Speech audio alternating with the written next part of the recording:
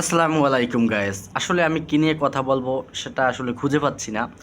So Sabbir Rahman রোমানের কাণ্ড দেখে আমি খুবই ইমপ্রেস এবং অবাক বলতে পারেন, এবং তামিম ইকবালও বেশ কিছু কথা বলছে। সো দুইটা মিলিয়ে আমি খুবই খুবই আনপ্রেডিক্টেবল, এটা আসলে মানতে পারি না। সো একটা সিনিয়র প্লেয়ারের সাথে সাব্বির রহমান রোমানের এরকম তর্ক বিতর্ক আসলে এটা মানা যায় না, কিন্তু আসলে দেখতে হবে খেলার বিচ্ছে কিন্তু তারা দুজনেই খুব সিরিয়াস মুডে ছিল এবং তাদেরকে আসলে নেগেটিভ ভাবার কোনো কারণ নাই আমাদের। তারা খুবই খুবই সাব্বির রহমান রোমান কিন্তু তামিম ইকবাল ভাইকে খুবই খুবই রেসপেক্ট করে, সেটা আমরা 2-3 ম্যাচ আগেও দেখেছি, এবং খেলার ভিতরে একটা মোমেন্টাম হতেই পারে। সেই জন্য একটু রাগ বাই হতেই পারে, কিন্তু বিভিন্ন হেডলাইনে ফেসবুকে ঢুকলেই বা ইউটিউবে বিভিন্ন হেডলাইনে ঢুকলেই দেখা যায় সাব্বির রহমান নামটা যেহেতু আছে সেহেতু বিভিন্ন ডিসিপ্লিনের কথা বলা হয়ে যায়। সো সাব্বির রহমান আসলে সে একজন ব্যাড বয় খ্যাত নামে পরিচিত। সো সেই জন্য তাকে ডিসিপ্লিন আনা হচ্ছে।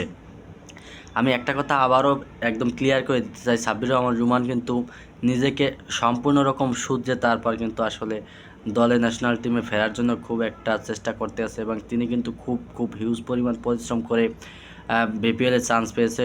গত মৌসুমে কিন্তু তিনি চান্সও পায় নাই। সো তাকে একটা ইগনোর বা তাকে অবহেলাও করা হয়েছে, কেননা তার এই দুঃসময় কিন্তু কেউ তাকে সাপোর্ট দেয় নাই। যেহেতু সাব্বির রহমান, সেহেতু একটা ডিসিপ্লিনের প্রশ্ন আসে তার ক্ষেত্রে। কিন্তু আসলে মানুষ কিন্তু ভুল করে, পদে পদে ভুল করে, এবং সেই ভুল থেকে কিন্তু আসলে শেখে।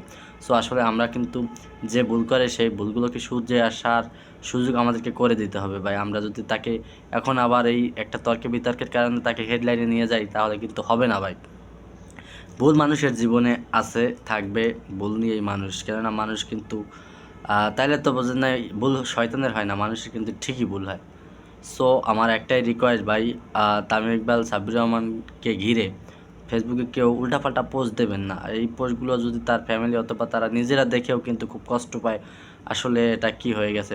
আপনি দেখবেন রাগের মাথায় আমরা অনেক কথাই বলে ফেলি, কিন্তু রাগ যখন শেষ হয়ে যায় তখন কিন্তু আসলে আমরা মনে মনে ইতস্তত বোধ করি, কি বললাম সেই জন্য সেই সময়, কেন এরকম হয়ে গেল, এটা কিন্তু আমরা নিজেরা নিজেরা আফসোস করি।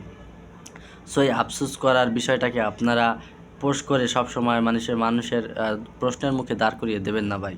ভুল হতে পারে, ওটা একটা মোমেন্টাম হয়ে যায় আসলে, পরে কিন্তু সবাই তারা দেখবেন খেলার পরে কিন্তু এক একজনের সাথে হ্যান্ডশেক করে তারা কিন্তু এক হয়ে যায়। সো আমরা ভক্ত সমর্থকরা আসলে তাদের এই দ্বন্দ্বরা সবসময় তাদেরকে মনে করিয়ে দেই এবং তাদেরকে বিভিন্ন দুই সুতে দাঁড় করিয়ে দিই। আসলে এই কাজটা আমাদের করা উচিত না। সো একজন ফ্যান হিসাবে আমি অবশ্যই বলবো আপনারা সাব্বির আমাদের জন্য দোয়া করবেন, তিনি যেন ন্যাশনাল টিমে ভালোভাবে ফেরতে পারে এবং বাংলাদেশকে খুব ভালো একটা ম্যাচ এনশিওর করতে পারে।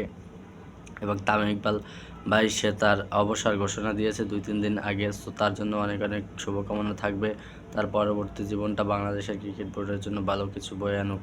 ধন্যবাদ সকলকে।